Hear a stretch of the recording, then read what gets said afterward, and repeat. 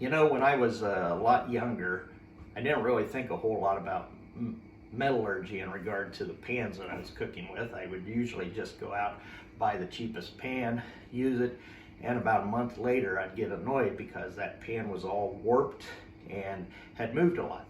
Didn't even think about the metallurgical impact that what I was doing in the cooking process, how that changed the metal that I was working with. Now, we all know that you can go out and buy pans made out of stainless steel, aluminum, regular steel, cast iron, lots of different choices of pans made out of different metals. And of course, they use lots of different processes to actually make those, whether they're stamped, formed, spin cast. There's different manufacturing processes that are used.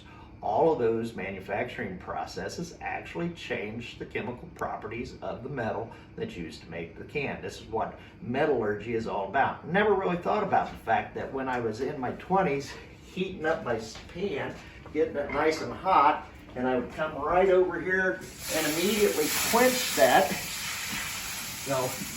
in that cold water, how much that actually changed the material properties of that metal that I was using. Now, I'm sure that those pans that I used back in my 20s were probably not the greatest of actual steel that was being used. And certainly, as an older person, I have a better appreciation of higher quality materials for my cooking ware.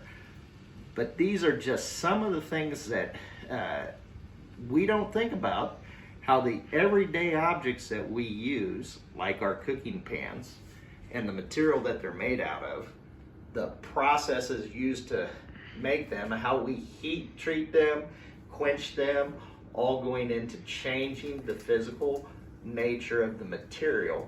And that's what metallurgy is all about. It's a fascinating subject, highly interesting to study, and that's of course what we're looking at all this semester in our industrial materials class.